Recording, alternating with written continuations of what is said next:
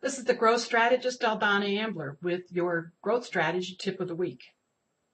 This week, I want to talk about two words that sound the same. Let's start with the first one, disillusion. You know, it's a fascinating word. How many baby boomer business owners do you know, and maybe it's yourself, that when they're honest, they've become disillusioned?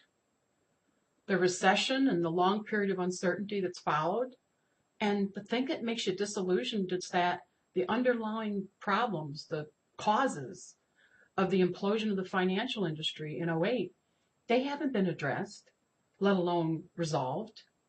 Government officials haven't risen to the occasion and done the job citizens pay them to do. Disillusion.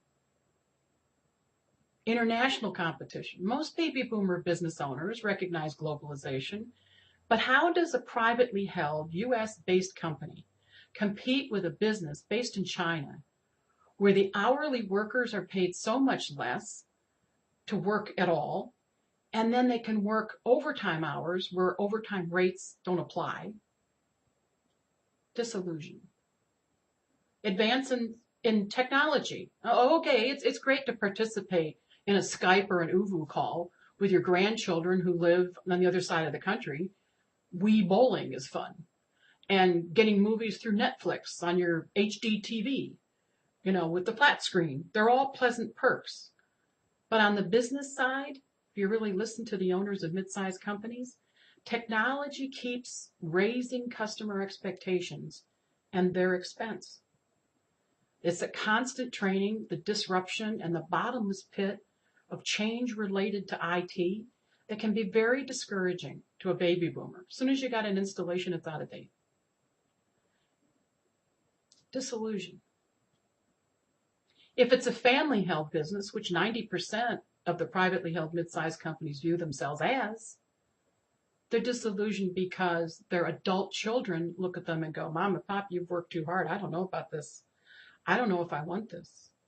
And the parents look at the 40-year-olds and say, "You're not working hard enough. You don't seem to have learned enough. You're not ready." And so life plans and a hope become kind of popped. Disillusion. Now, there's some solutions to the situation I just mentioned. I know it sounds bleak. They all begin with the baby boomer owners doing some self-examination to admit how disillusioned they really feel.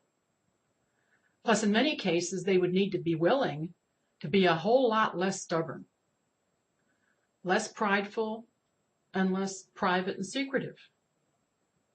The rules have changed, and continuing to run a business in the state of denial won't help. And I know that sounds like tough love. It's true, though. My prediction, I think if something doesn't change in the mindset of the owners of the mid-sized businesses feeling like this, there's going to be a huge raise in the number of formerly mid-sized companies being dissolved in a few years. Unaddressed disillusion leads to dissolution. Think about it. This is the growth strategist, Aldonna Ambler, with your tip of the week.